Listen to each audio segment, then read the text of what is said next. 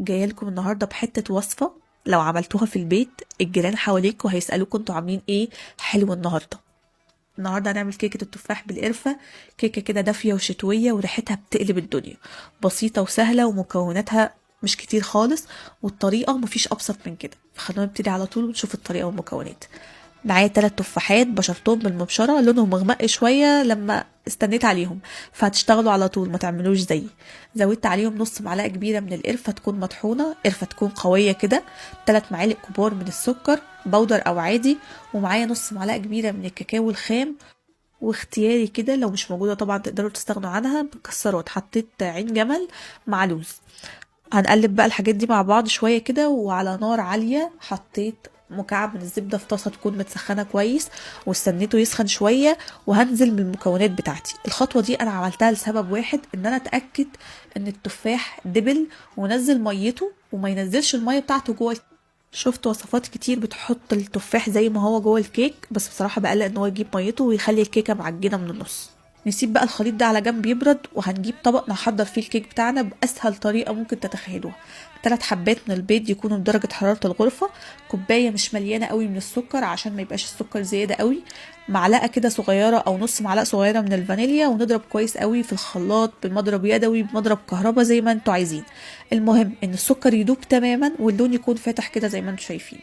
نص كوبايه من الزيت وكوبايه من الحليب على الزبادي، ممكن حليب فقط ممكن زبادي فقط، انا عملت ميكس ما بين الاتنين. المهم ان هي كوبايه 250 مللي. هنقلب كويس، وبعد كده هنزود المكونات الجافه. كوبايتين من الدقيق، عليهم معلقه كبيره من البيكنج باودر، ربع معلقه صغيره كده من البيكنج صودا، ودي اختياريه لو مش موجوده برضو تقدروا تستغنوا عنها.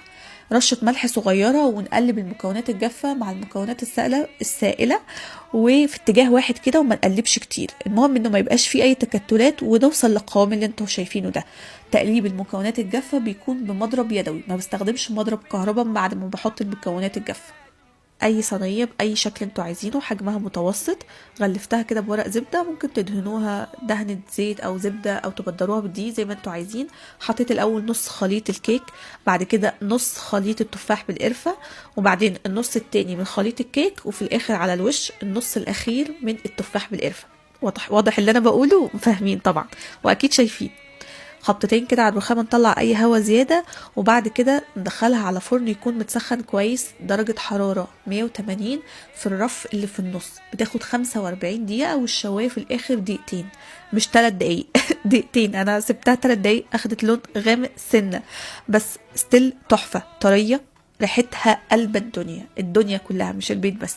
خطيرة يا جماعة. طبعا تستنوا عليها تهدى شويه، بس انا ما استنيتش. حرفيا هتشوفوا دلوقتي وهي بتطلع بخار يعني.